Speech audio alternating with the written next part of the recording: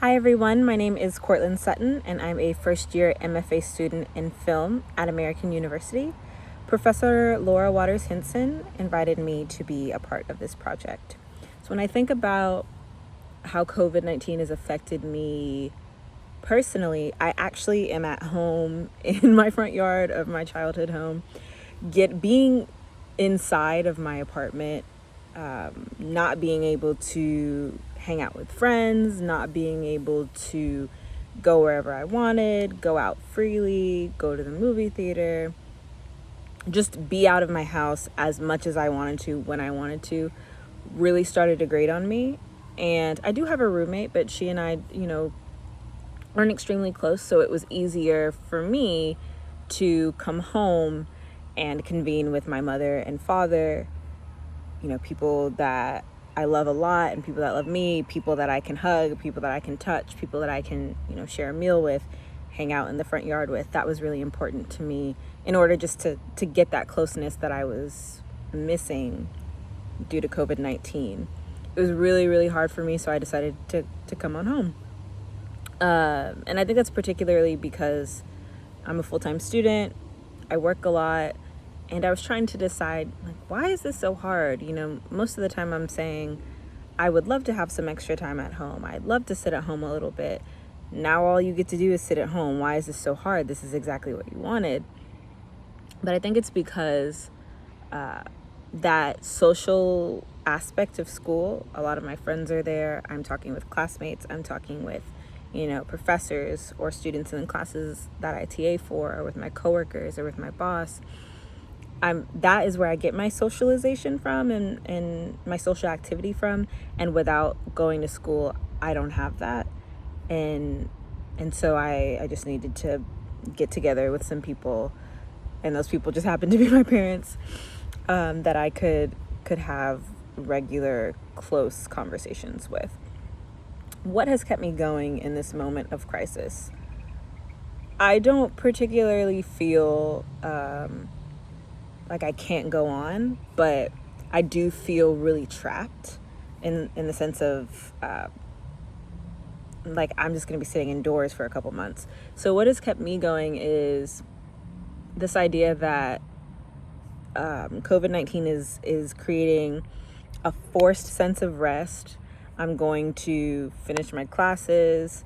I'm going to take a break for the summer and do what I can remotely from home, and use this time as a blessing or as a gift to plan for the future, to do all those projects at home that I always never have time to, whether it's cleaning or, getting my portfolio in order, updating my portfolio because that's never finished.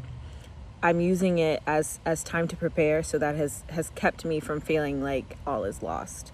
But also using it as time to rest, because that's important too. And this is not a time for you to go if you don't come out of quarantine with anything, any project. If you don't create something while you're here, you wasted your time. I don't believe that. I'm just using it as a time to take some rest, and then also to get done what I can. So it has really given me sort of an opportunity to pause. What do I hope we will learn from this crisis? So particularly Americans, I hope that we will learn that we need leaders who are competent. Here goes the wind.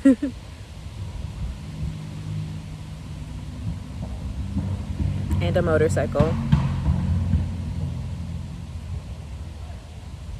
So I hope that we'll learn that we need leaders that are confident, competent, who are okay with predicting in their best knowledge, with experts, what's going to happen, and then being okay, strongly leading and putting their foot down and saying, this is what we're going to do.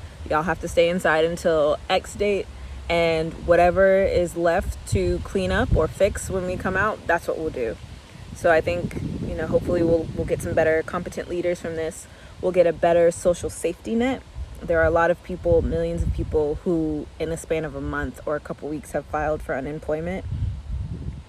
And I think America, because of that legacy and that history of bootstrapping, doesn't have a good sense of why a social safety net is so important and can be so helpful. So I hope that sorry, I'm in South Carolina, so there are lots of mosquitoes. So I hope that we'll get a sense of why a social safety net is both necessary and important, and why it should be an American thing. And I hope that we'll get a lot of compassion and understanding for our fellow citizen from this, because a lot of people are facing things that they've never imagined that they would be dealing with. There are people in the restaurant industry who have largely lost their jobs if they don't work in a restaurant that does takeout. People who work in movie theaters, all of a sudden, these jobs that are quote unquote low wage, or only quote unquote deserve to have minimum wage, like people working at grocery stores, people working at gas stations, all of a sudden it is blatantly clear who helps keep the country running if it were to go down to its bare bones. So I hope that we will come out of this with understanding for people who really do make the world go round, people who, through no choice of their own, are on the front lines and are sacrificing parts of their lives for us. And I hope that it'll affect the way that we think about regulations, about rules, about laws, and about how we elect our leaders and what they do with the power that elections give them.